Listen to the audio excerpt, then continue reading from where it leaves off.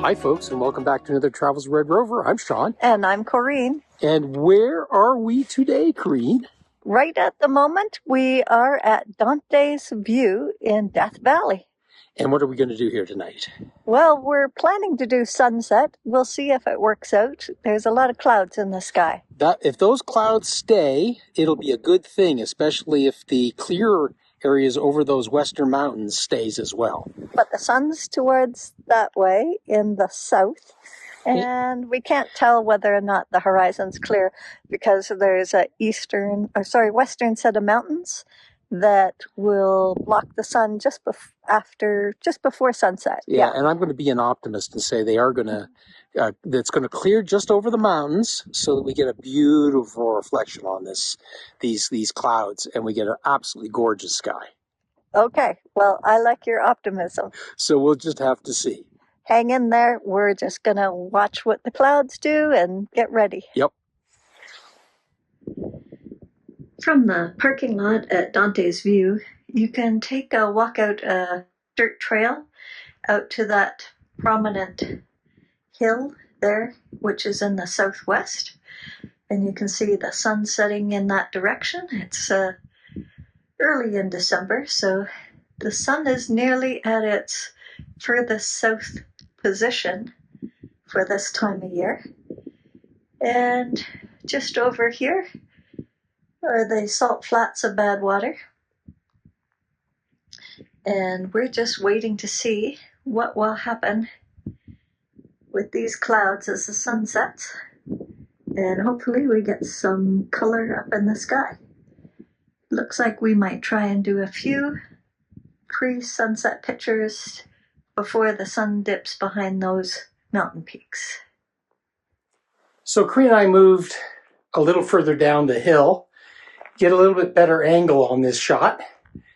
And it's a little better from where we are. Also, the sun's angle, which is back over behind me here, is better to really light this up at golden hour.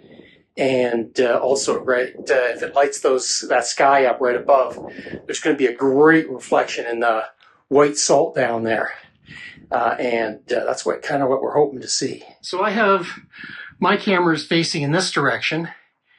And Corinne's gone down the hill a little bit, and she's facing a little bit more in that direction. So we've got sort of both the really good angles covered. The cloud cover over the sun is changing quite a bit. It changes from just a light cloud over the sun to now there's no cloud over the sun. And so I'm taking several exposures so that I can choose which ones I like best. Also, when the sun comes out, it doesn't light the entire valley up, so I can have different areas lit, and after I go back and look at them on the computer, I can decide which view I like best. So it's quite interesting here that even though we are in bright sunshine where we were standing at Dante's View, and you can see some of the light here behind me on the salt flats, if you look further up, it's shadowed, and that's due to the height of the mountains right over here, that the sun is not able to shine down to that area due to those mountain peaks being in the way, but it can shine down here because it's shining further south from where we're standing.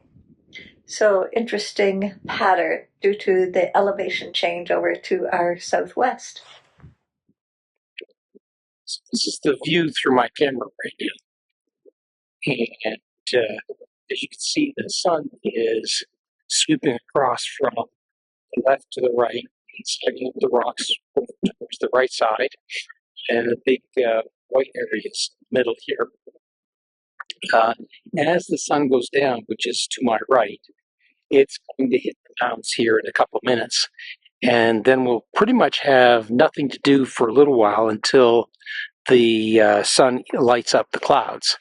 And it's looking like that is very likely, so we're very hopeful here. When you're out here on an evening like this, there is literally thousands of compositions that work out here, especially with the leading line of the salt down the valley going straight up. But every place the sun lights up the mountains or the little peaks down in the valley, those can also become really important parts of the composition, and sometimes even more important than saying with what you might have created as sort of your standard leading line composition going off into the distance. So don't forget to actually look around a little bit. Sometimes you got to move your feet a little bit in order to find these new interesting compositions that are being created by the light. Well, our sun's gone down in the southwest there, behind the mountains. It's still about 5 to 8 minutes before the sunset, and so we're hoping that the horizon will be clear and the sun will light up those clouds in the area above the mountains. So we're just hanging in, waiting to see what happens here. So you never quite know which direction the clouds will light up. We were facing a little more northwest on the other side of a rock peak here, and it turns out more of the color is showing up here to the south, so we've changed our position and getting a few shots of the clouds over the valley here. There's a trail that goes to the far end that people can walk out, and you could use this as a nice leading line if you're angled more to the south.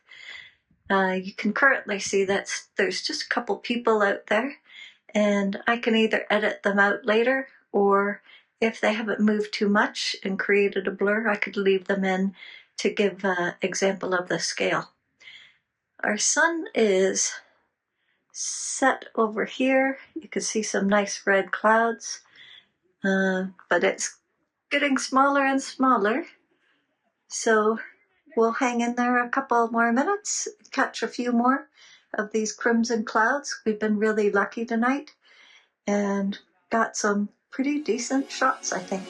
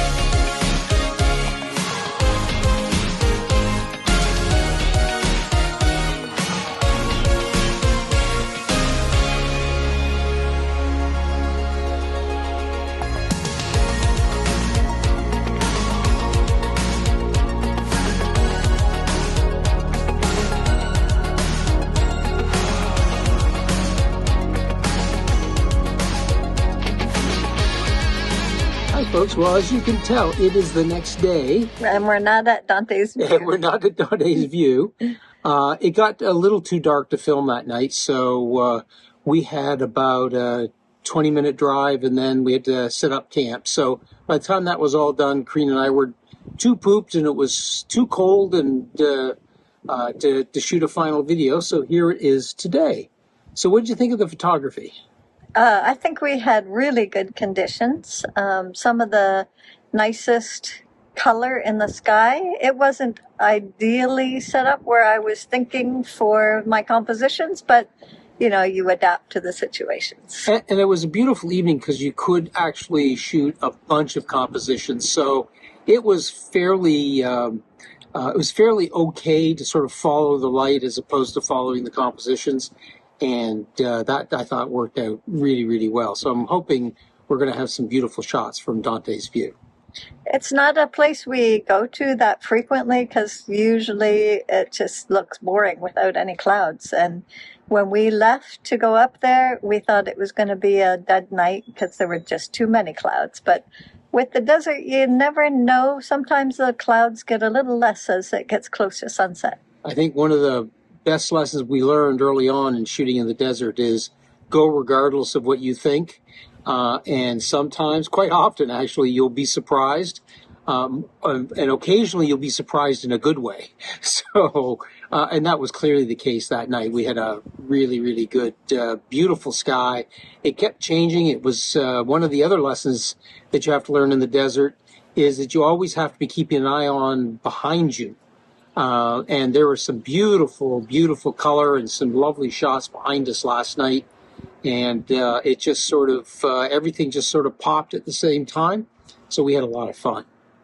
So I think maybe we'll bring this video to an end.